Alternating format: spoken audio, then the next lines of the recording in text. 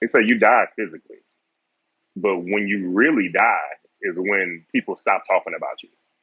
Hmm. You know, when you're gone from this earth, and if nobody's telling stories about you, or and you just become forgotten, it's like you died twice. Welcome back to Deep Cuts Live. I'm your host, Antoine Reed, and today we have with us Aric from Black Star Line Cigars. This is his second time on the show. And I was just telling him a few minutes ago that he's one of the few who've done like a second tour of duty on Deep Cuts, as I call it. But he's really one of he was one of the season one guests. So we're on season 4, and Aric was on back in 2020. I looked it up. It was like Yeah, episode 38, 2020, yeah. September.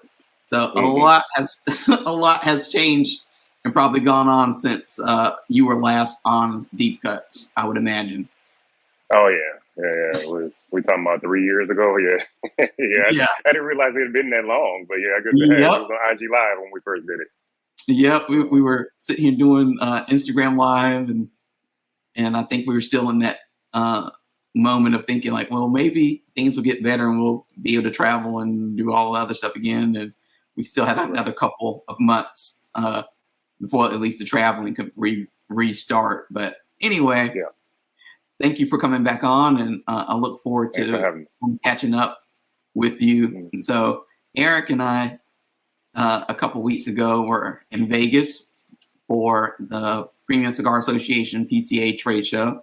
Um, and every time you and I see each other at a trade show, I always say like you should come back on, and then something happens, and my schedule usually gets completely screwed up.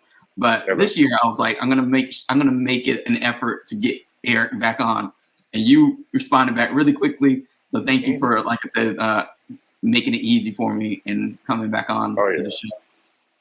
yeah. There's no problem because I knew I was getting back on the run. I'm going to Minnesota August 19th, so I was like, let me knock it out before I go. So yeah, because it's just been crazy with my travel schedule and everything. So yeah, I'm glad that it worked out for both of our schedules. When we first spoke back in 2020, you were Hmm. kind of you weren't new to the cigar stuff, but it was still early on in Black Star Line's whole Yeah. career, within the cigar industry compared to where you are now. Now I see Hmm. like you're working with different factories. I mean, you're still working with Aganorsa, but you're working with Yeah. different factories. You have several different cigar lines that are, Hmm. in there. Like when I see you at trade shows now, you always have a line of media wanting to speak to you. When people have the discussion, because it's funny. Back in 2020, we were talking about being a black-owned cigar brand, how that really shouldn't matter, and yet here we are in 2023, and now I hear that there are retailers who have customers who are telling them they want Yeah. black-owned cigar brands represented in the humidor. So Right. kind of a different angle from that thing, but still interesting. So what's it Hmm. been like for you these past 3 years that you've been on? Hmm. How would you describe your journey in the cigar industry? It's a complete whirlwind. I think when I came on your show initially, I may only had El Milagro and Warwich, but since then I brought out Dark Warwich, was the follow up to Warwich. It's the same blend, but it's a Corojo 99 wrapper, and it has Molijero in it. The original Warwich has a Connecticut shade on it, so the Dark Warwich is a darker wrapper and it's a little stronger. Then I also brought out Lalibela. Lalibela is a San Andreas wrapper, Nicaraguan binder and filler, full body, full strength. That's been a fan favorite of everybody for those that like a really strong cigar, you know. Also, I started working with Tabacalera La Isla in Dominican Republic. So that's my first time working with a Dominican factory. Mhm. So Mr. Fahrenheit, one of my new releases that I brought out for PCA, is coming out of that factory. And then the one that I'm really, really proud of is Rosewood 1923, and that's the blend that I did with James Brown and Oveja Negra at Black Label Trading Company. So that one is a San Andreas wrapper with an Ecuadorian binder and Nicaraguan Dominican filler, medium full body stick. So yeah, so there's two new releases that's coming out like within the month, and then all the other stuff that I brought out in between me being on the show and now. So, Yeah, but it's just been a whirlwind. I've been traveling everywhere. I'm in a couple of cities a month. I do 3 events in each city I go to. Last year, I think I did approximately 90 events nationwide. So we stay busy. Um, that's how you have to push the brand, though. So, I miss some family time. I miss some birthdays, sometimes some significant events. But that's the nature when you're starting, and it kind of doesn't really matter what businesses it is. Mm-hmm. You got to put in the work for whatever you're trying to do if you want it to grow. You know, and that's I don't want Black Star Line to ever be stagnant. So I always stay in front of my retailers. I stay in front of the customers, just making sure that everybody knows that we're around, because there's literally thousands of cigars to smoke, but you got to make sure that whatever your product is stands out amongst the other 999 that they have on the market. So yeah, but yeah, it's just been crazy, but it's a good crazy though. Yeah, and we're gonna, of course, talk about the new releases in a few minutes. But Mm. you would you say that things have gotten easier, or have they kind of gotten more challenging for you since you started this whole journey of making this like a full-time effort? I would probably say a little bit of both, but more so on the easier side, because the more people hear about us and the more people talk about the product, the easier it is for me to get placed in lounges. Because like you mentioned when we started, is customers asking for Black owned lines, and I don't really ride like having to be in a Black owned line. I ride having great product, and I just so happen to be a Black man. But I will prefer my product stand up before anything else, and then I'm secondary. But yeah, it's gotten tremendously easier because we're more well known, and I have more people reaching out to me, more people that want to deal with us, more people want to get to know us and everything, and more people are smoking the cigars. So the longer we're in business, the easier it'll get. Because I don't have the problems that when I started out, because it was a brand new line, nobody heard of me. They were concerned if I had bundles or not, or if I'm just buying a blend and putting a band on it. But I actually blend every product I have. Every cigar I have, I blended it. So that's kind of the difference between me and some other companies, because a lot of companies, they want to go the quick route so they can get on the market really fast, and they'll go buy an existing blend out of like Tampa or Orlando, and then they'll have their band made and put it on that existing blend. But that same blend might be sold somewhere by a different person in Texas. You don't know. But every blend that Black Star Line has is unique to us, and is unique to me because it came from my mind. Yeah, because I remember back in 2020, you were saying like some media outlets, like they didn't want to cover you in a way like they would cover everyone else because you were starting out or whatever. And now it seems like when I'm at a trade show, like I said, I see you always have a line of media people there with the camera, videos, and they're ready to cover you with ease now. So that must be a nice thing. And I've seen you on some of the big media platforms in the industry now without, before I guess that they were, holding out, waiting for some magical thing to happen. But now I see like I can, go on half wheel and easy. If you have a press release, you're there. And so it seems like that, at least that part of it, like set the notoriety and people know who you are now. Like that's at least gotten a little bit easier, which hopefully makes the marketing and selling of your products a little bit easier as well. Yeah. Well, the people are starting to realize that Black Star Line isn't a fly-by-night company. We're here to stay. So, and I'm going to keep putting out great blends. I just won't stop it. If it's a sample that I put together and I didn't like it, I won't put it out until I got it right. So, the consumers can rest assured that I'm going to continue to put out great product.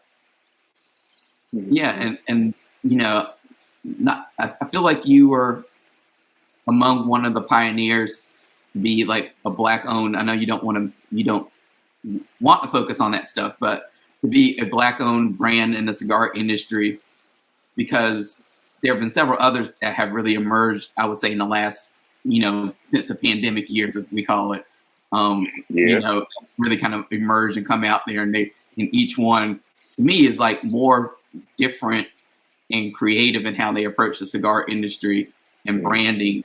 than, you know, some of your bigger companies sometimes. Like, it seems like the black-owned companies are willing to take a bigger risk with how they market, how they brand themselves.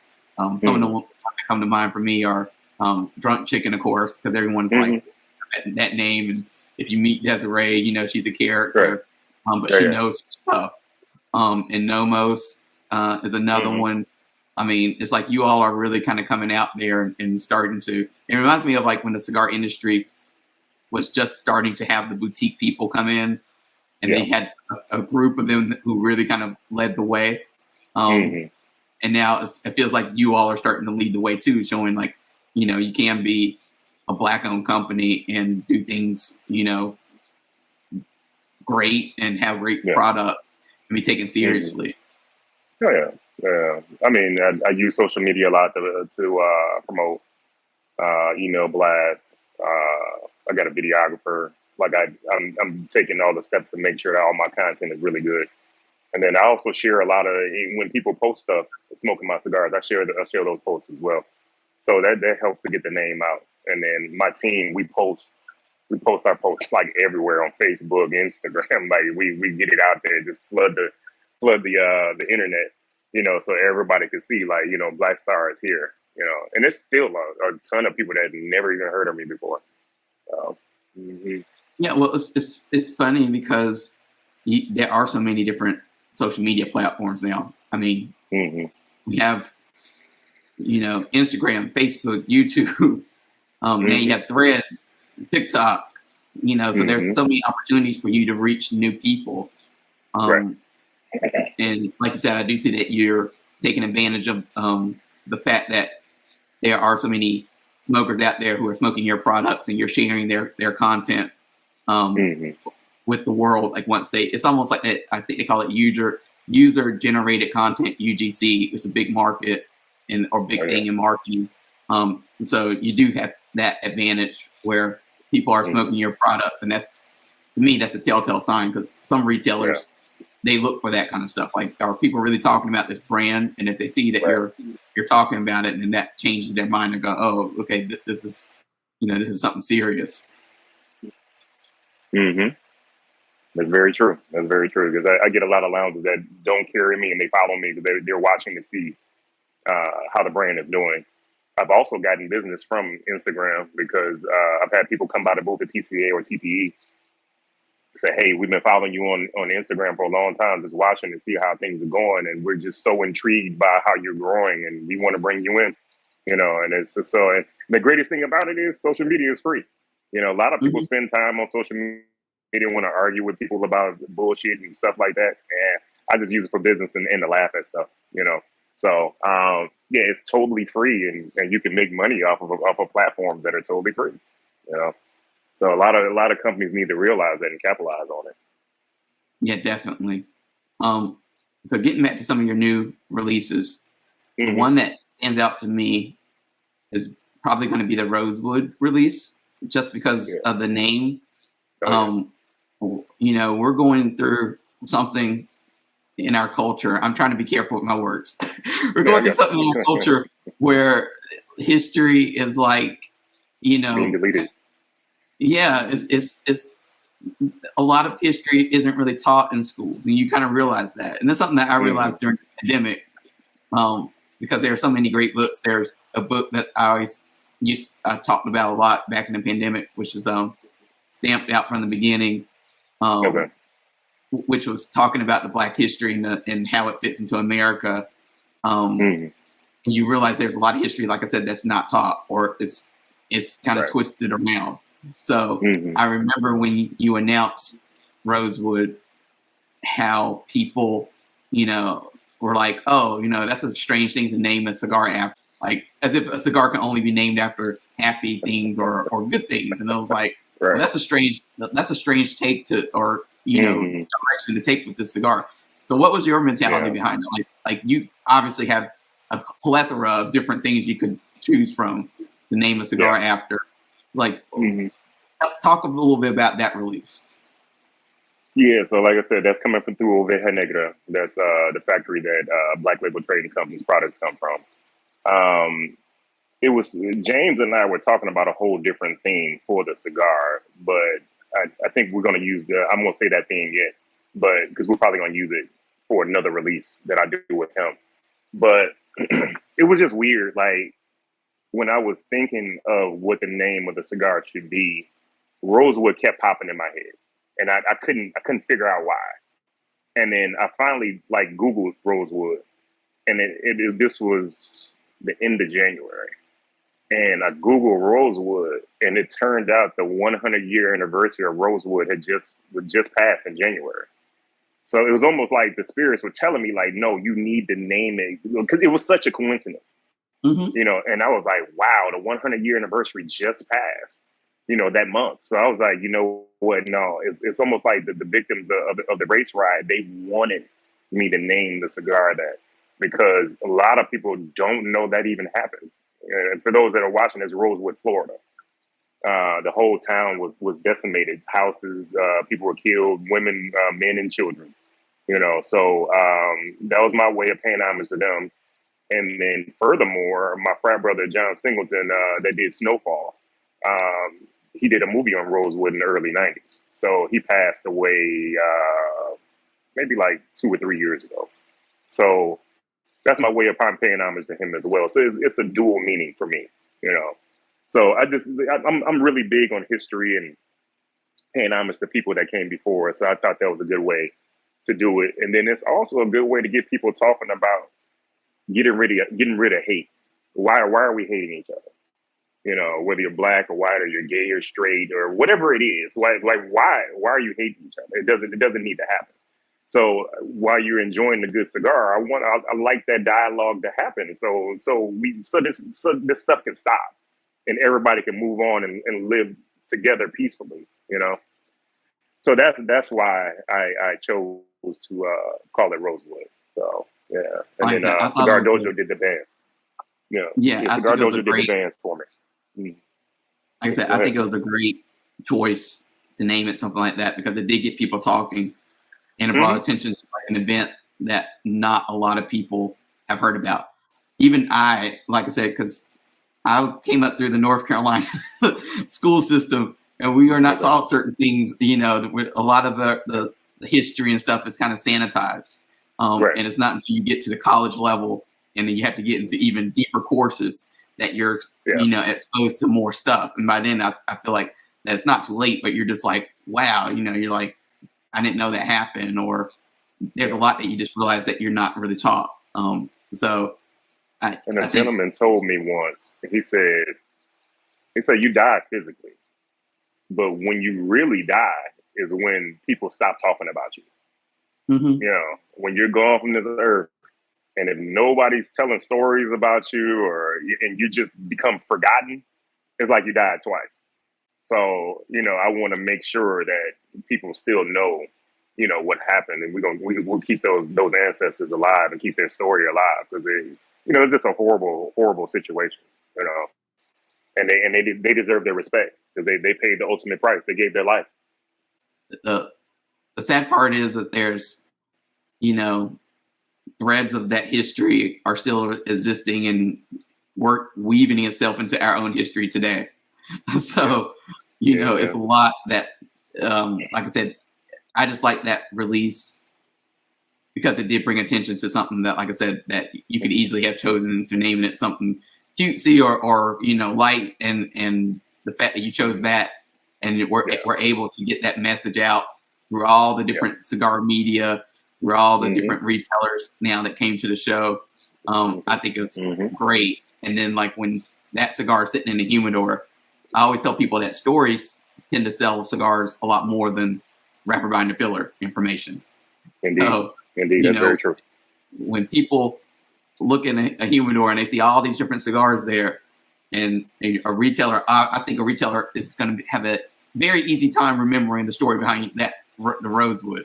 I think when they, you know, tell that story, it makes it, you know, it will connect that cigar and all the work that went into it a little bit better with the consumer. So I think that's, like I said, a good release. I was pleasantly surprised to read that release, and the story behind it, because I was like, finally, someone tells a story, because me and other people always have this discussion about what sells a cigar today, and we're always like the story. Right. But there's so few companies now that really take the time to dig into the story. That when you do get a good story behind a cigar, it really stands out. Indeed, I agree. And on the flip side of that release, what was it like working with James and Oveja Negra? That was fantastic. He's very well versed on tobacco, much more than me, because he's been around longer than me. But yeah, it was a very pleasant process.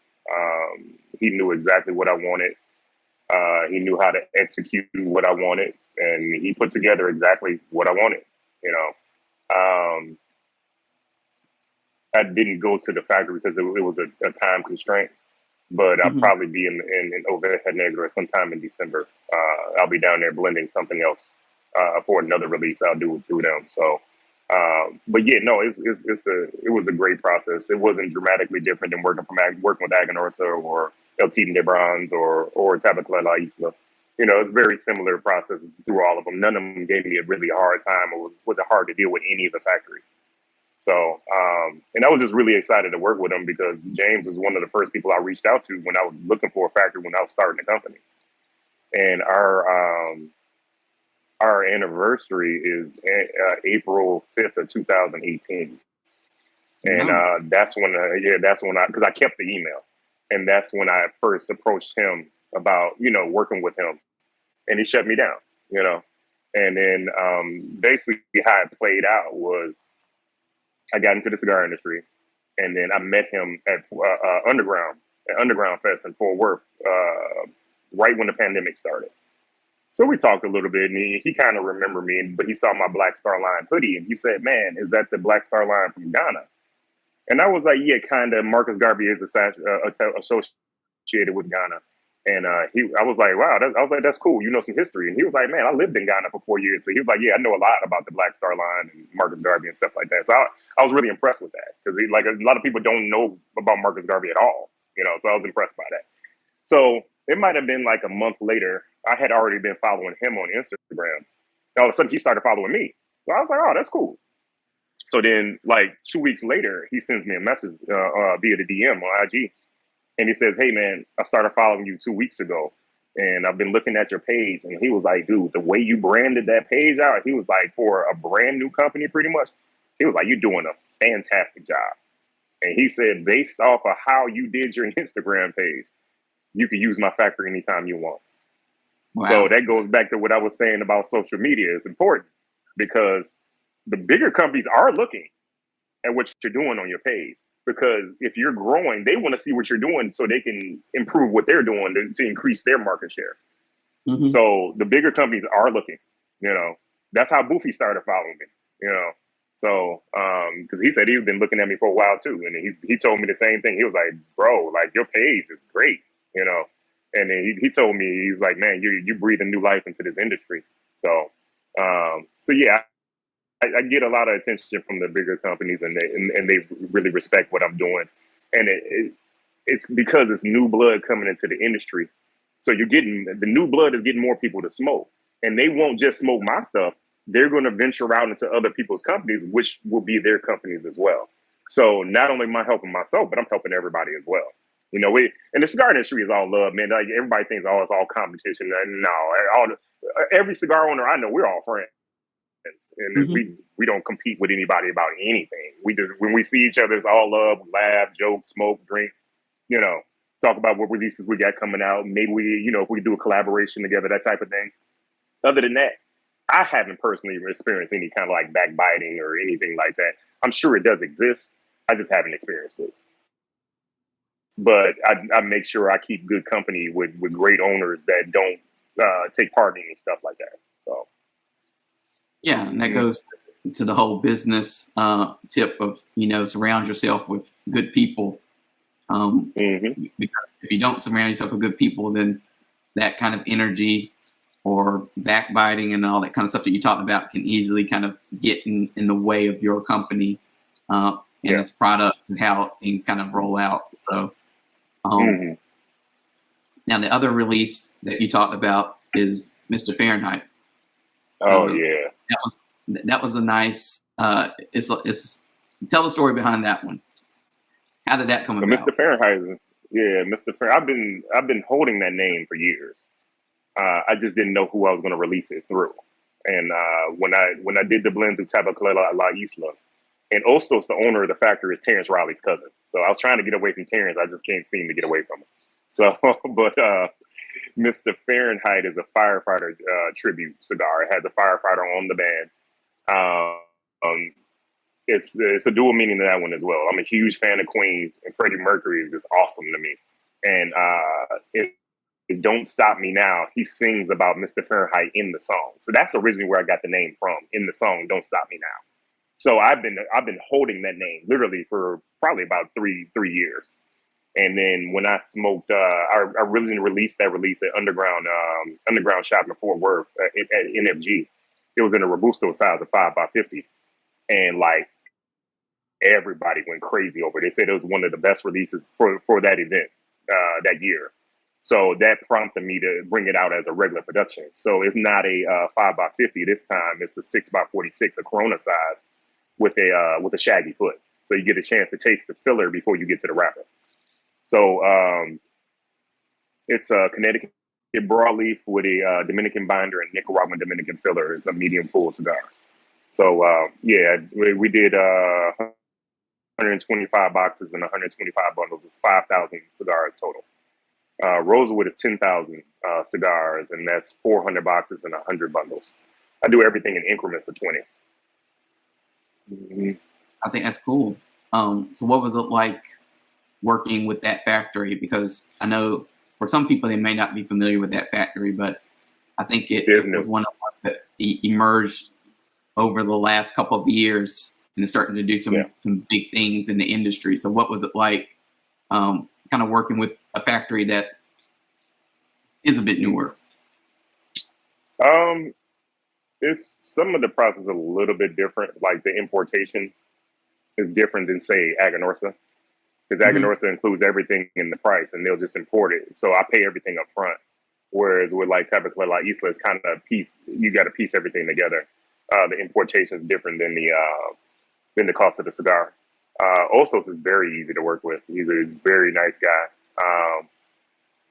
He responds very fast. He's not slow about anything.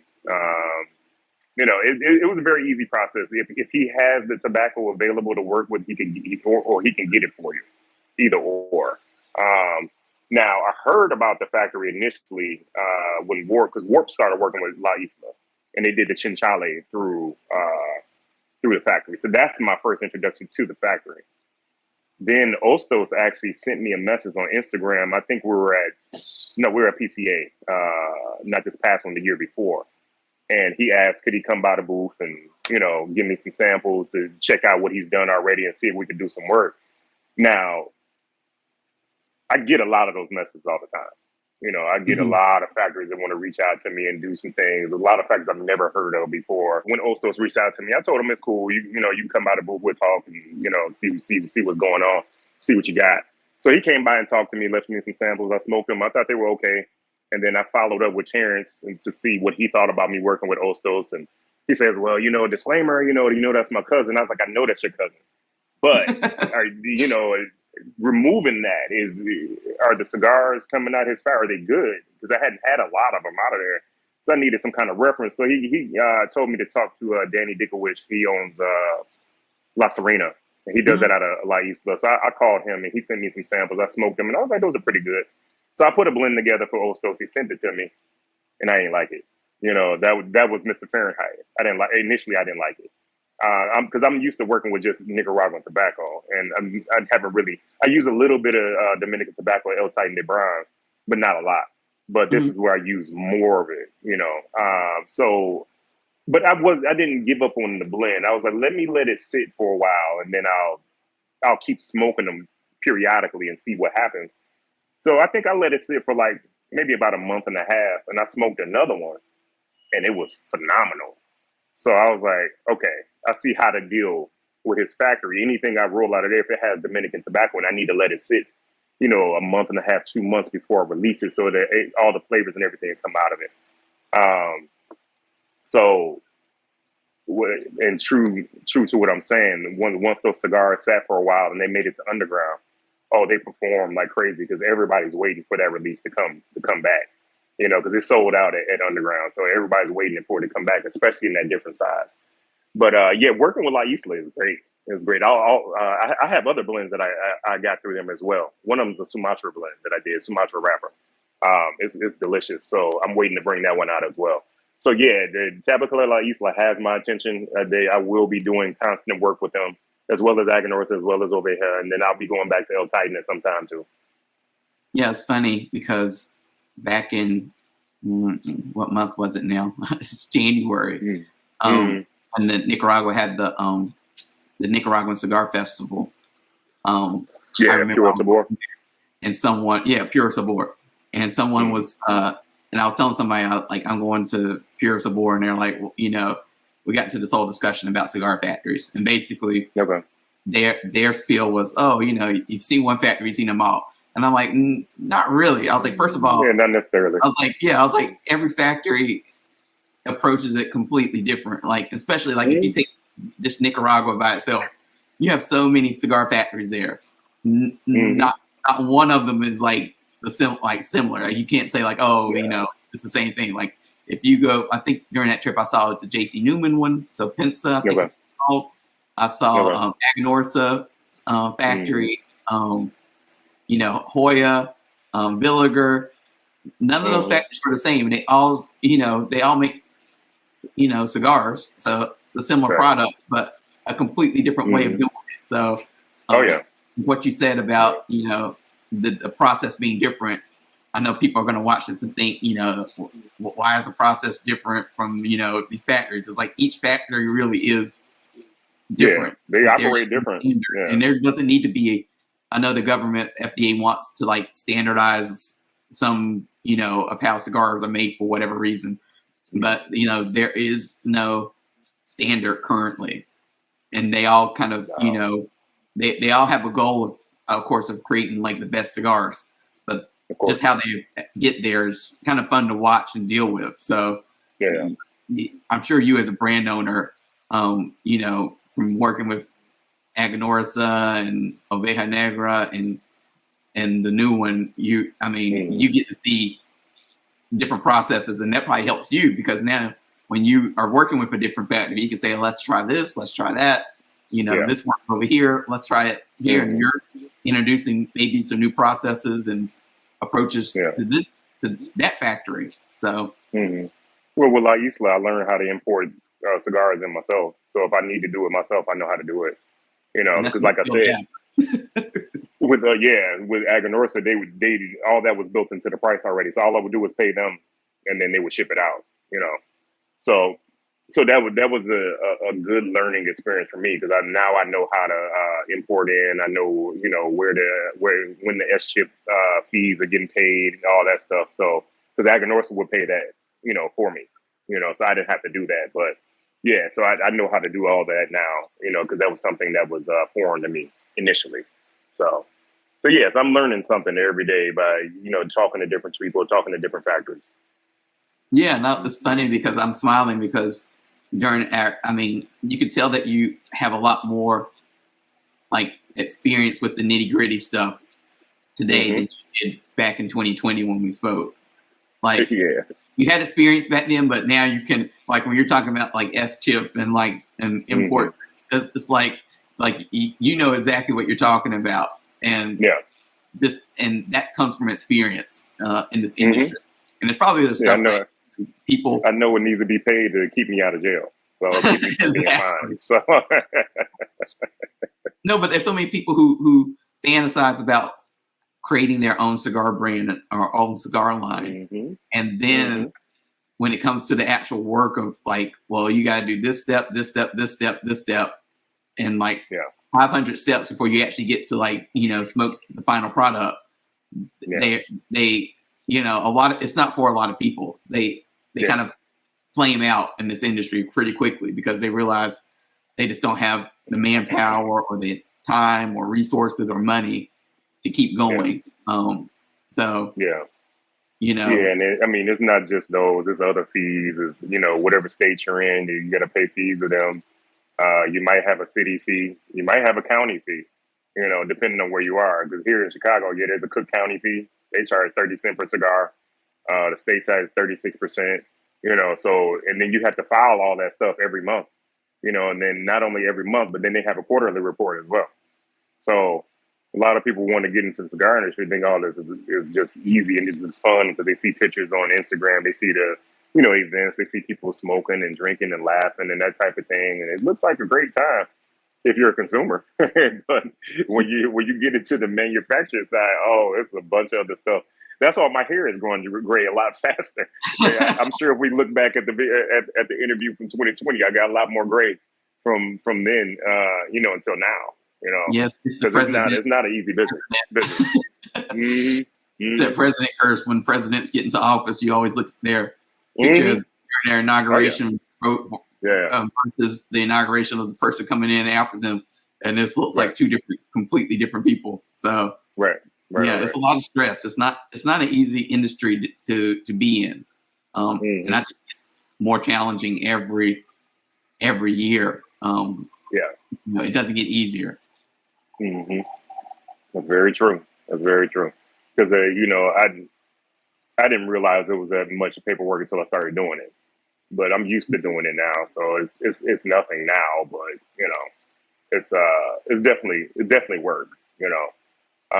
But Illusione helps me out a lot because I'm distributed by Illusione. Mm-hmm. So I've been distributed by them at least I think a year and a half now. And they've been helping me out tremendously because my orders have been getting bigger and bigger and bigger. And I used to store everything here at the house, and I want to stay married, so I don't want the whole basement full of cigars, So I was actually trying to buy a building here, a warehouse here in Chicago, so I can just start distributing myself. And then I got approached. The opportunity to work with Illusione came, so I had a conversation with Howard. And he told me how things run and what they want in order to store all my stuff in Reno and then for them to ship it out and all that. And I was like, man, that's cool because it takes a lot of work off my hands because I used to ship anything that went to lounges. I shipped it. I also sell direct to consumer. So any order that comes out of that website, I'm personally packing it up and shipping it. So a lot of that stuff is just time consuming. So now I don't have to do the retailer side because Illusione does that. Now I just focus on shipping from the website. Any orders that come through there. Now the website has slowed down a lot, which is a good thing and a bad thing. It's good because it's slowing down because I'm carried in more lounges. A lot of people want that instant gratification, whereas if they see the cigar in the lounge, they're going to buy it right then, as opposed to going on the website, buying it, then have to wait for it to be shipped and all that stuff. Now, the website is still good for the areas that I don't have a presence in. That's why I still sell off the website because there's people in the areas that I'm not carried at that want to support me. So that's their way to get into me, if they don't want to go through like Small Batch or Provider Club or Underground, because all of them have online sites that sell my products too. But I don't compete with any of my online retailers at all. My price is going to be very similar, if not higher, than the other sites. So I try to make it so you can't run and try to get it like cheaper somewhere else. It's going to be pretty much the same across the board. So so retailers can feel comfortable that even though I sell online, that I'm not trying to undercut them. Because honestly, I could go on my website and sell cigars for $8 a piece. I could do that, but I'm not because then I screw my retail partners, and I'm not trying to do that. So and I was listening to something a couple weeks ago where retailers were talking about what you just described, which is some cigar brands that sell their cigars on their own website, and is there like a cigar industry etiquette? Like their take was, I think just what you just talked about. Like not that they feel threatened by it, but they're like, oh, you shouldn't. Like you're a cigar manufacturer, you shouldn't be selling cigars on your own website and stuff because that makes our job harder. But I'm like, That's how but I'm like, this is like 2023. Like, this is how everything like outside of the cigar industry works. Like, you can buy any product, not any product, but there's a lot of products that you can go directly to the manufacturer of that product, and they will have some type of online store or something where you can buy it directly from them.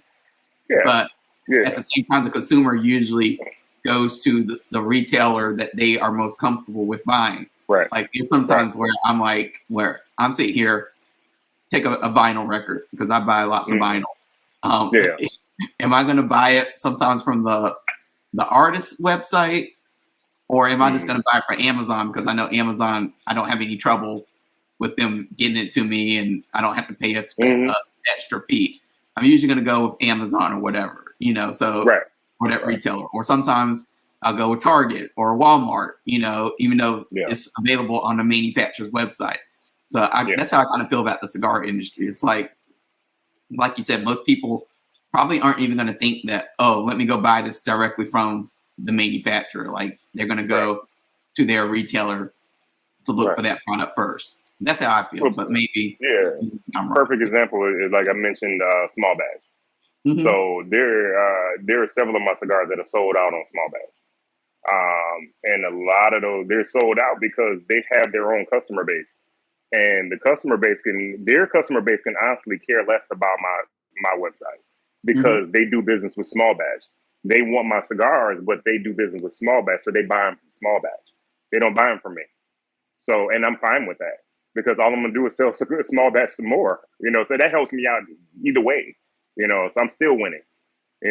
So I want people to buy from where they're comfortable. I don't compete with my online retailers or any retailer. I don't want people to run from the retailer to come to me. Buy it from wherever you feel comfortable at. So, where do you? I think I asked you this question back in 2020. So it'll be interesting to see what your answer is now. But what are your plans for Black Star Line now? Like, have they changed any from 2020, or like you have a more like concrete kind of plan that you're following? Well, I really like. I probably said this before. I really like Romacraft's model, where they like to stick right around 200 accounts. I'm roughly at 100 right now, so I like to get to that growth and be able to, pick up 100 more accounts. And we may actually try to go over that number, but I don't have any sales reps. So I got one sales rep right now that handles 7 states for me. Another company that I fired them because they weren't doing any job. They weren't doing the job right. They were supposed to cover 23 states for me. So I'm just looking to grow to that number. Next year is our 5-year anniversary. I'm putting together a blend for a 5th year anniversary celebration for that. I got a factory that I haven't worked with before that I'm going to do it with, and once I put that blend together, I'll release who that factory is going to be. But it's another major factory that's going to look really good for Black Star Line to work with. So, but yeah, that's what I'm looking to do. Is Romacraft, they're big brothers and mentors to me. So, I like what they're doing. So I like the pattern, the growth towards similar to their growth. Yeah, I think Skip Martin definitely has a unique approach to the cigar industry that works for him. So I think that's a good model and mentor probably to have in the industry, because he definitely, he's had great success with his brand, as you said, Romacraft. So yeah, you couldn't pick a better person to emulate or to help set your goal. I know, right? Yeah. They're doing a phenomenal job. When Mike Rosales, last time he was in town, he actually came by the house and came in here and sat in the garage and smoked with me. And he just wanted to just give me some knowledge. He was in town and he wanted to spend some time with me and see what I was doing, and tell me anything he can to help me. The best thing that he told me was, I think they've been in business 10 years, I think. And he told me, man, the same thing you're going through, we went through it, and we're still going through it. It's just on a whole different level than what you're doing. And he was like, "You're going to get to that level. It just takes time."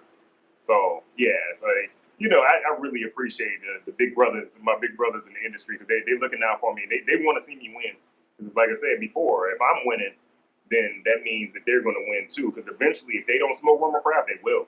Eventually, and as much as I talk about them, so yeah, they'll be, any of my following will be trickling over to them, and vice versa. Now, during the course of this interview, you've mentioned a whole bunch of different people in the industry.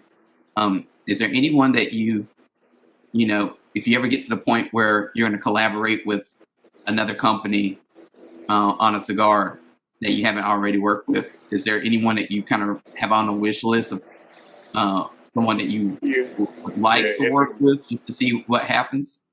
Yeah, if it was possible, I would love to work with Sean. That's my big brother.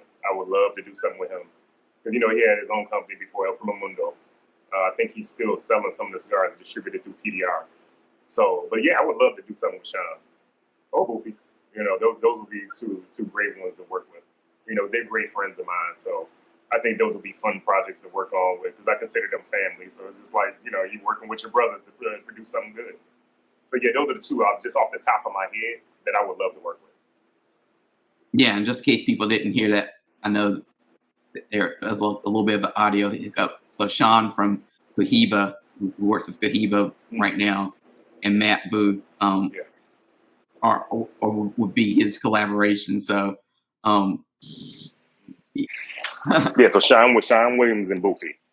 At this point in the show, I usually like to kind of wrap things up by asking 2 questions. So this is something new. So when you were on the 2020, I didn't have this. So it's fun that you get to go through this now. So the first of those questions is, do you have a philosophy you live by? Yeah, don't save things for later. Do it right now. And procrastination, it'll kill you. It'll kill your business. So I try not to procrastinate on anything, because my memory isn't the greatest. So if I put something off, I'll mess around. If I don't tell somebody on my team about it, I'll forget it if I don't do it right then. So a lot of times what I'll do is I'll tell Cliff, my VP of sales, or Brad, my sales manager, I'll tell them what I'm thinking about or what I'm supposed to do. And then if I forget, they'll remind me. So yeah, my philosophy is to avoid procrastination. So, that's my main thing. And that's what keeps Black Star Line going, because I don't let things sit on the back burner. I want you to finish this sentence. Aric Bey is the greatest. No, Aric Bey is very thorough in everything that he does. And that piggybacks off the procrastination. I make sure I stay on top of things, because when you're dealing with companies in third world countries, factories, they have a different way of doing things. They're not, in America, we're more, real time sensitive, whereas in the other countries, it's not like that. So if you're not on top of everything, it's easy for your project to get derailed, because you're not checking on if the bands made it to the factory, or are the boxes done. Perfect example. I didn't know I have a release that I did for Benny's. And I didn't tell you about this one, but I have a release I did for Benny's, and it's called John Baptiste. So John Baptiste Point du Sable. He's the founder of Chicago. He's a black man. He's Haitian. So I wanted to pay homage to him, and it was right, because Benny's is a Chicago-based liquor chain. It's 47 locations. So they wanted me to do a special cigar for them, so I did it for them. So the problem was, the cigar should have been in the States already. The problem was the bands were sitting in customs in Nicaragua for 2 months. So Aganorsa was having a real hard time getting the bands out of customs, because the paperwork that was sent from Action Label in Sanford, Florida, it was something that was off on there, something real minute, and the customs really scrutinized it until the updated paperwork was sent. So it took 2 months to get the paperwork over there. And so to satisfy customs, so Aganorsa could get the bands out. So Aganorsa has the bands now. So they're actively boxing packaging the cigars up and putting the bands on them so they can ship them to Illinois. Because I'm doing a big launch party for that release here in Chicago at the biggest Benny location in the city. So But that's a perfect example. If you're not checking on what you need to get the product out of Nicaragua, then you're not going to get it. So you got to constantly check on, your bands, the boxes, are the cigars rolled? Are they in the aging room? It's a lot of different factors that you have to follow up on to make sure that your project meets the deadline that you want. Because if you don't, it's not going to meet the deadline. Since we have a little bit of extra time, what advice do you have for people in the cigar industry right now that you kind of now, when I think I asked you the same question back in 2020, like what advice do you have for someone new in the cigar industry? Well, now you've been in the cigar industry for a long time. You've experienced stuff. You've kind of seen how things work. You've seen good things probably and some things that kind of need improvement. So what's one thing that maybe the cigar industry could improve upon? And what would be your solution to that problem? What could the cigar industry improve upon? That's a good question. I'm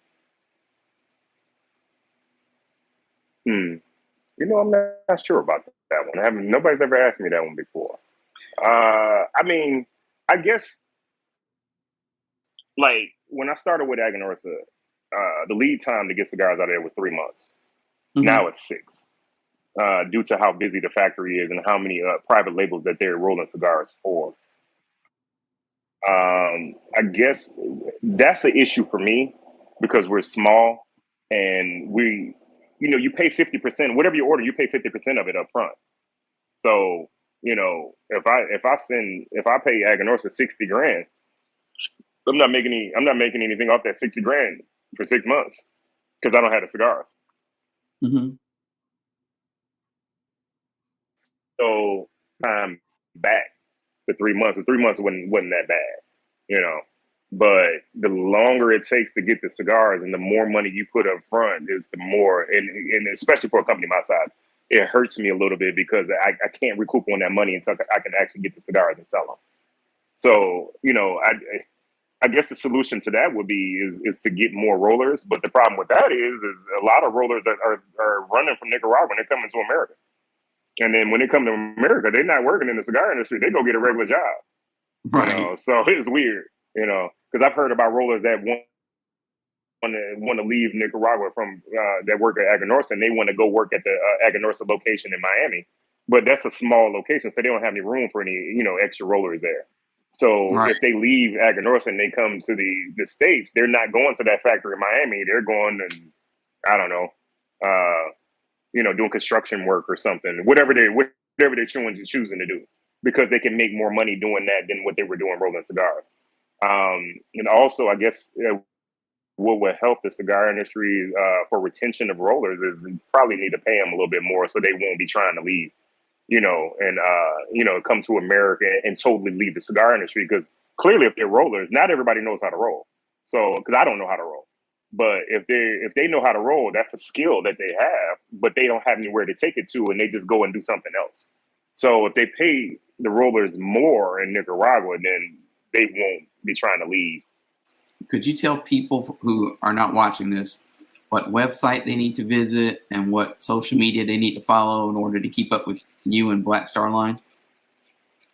Of course. The website is www.blackstarline.shop. And then on Facebook and Instagram is Black Star Line Cigars. So that's how you can find us. Or you could just Google Black Star Line and everything about me comes up. Interviews, website, all that stuff. So it's easy to find us if you're looking for us. Cool. Well, I want to thank Aric for coming on. For those of you who want to watch this episode or even Aric's first episode that dates back to 2020, it's all on youtube.com/deepcutslive, or you can also go to deepcutslive.com and find this interview and all the other 130 some interviews that we've done. So you have plenty to keep you entertained and educated for a while.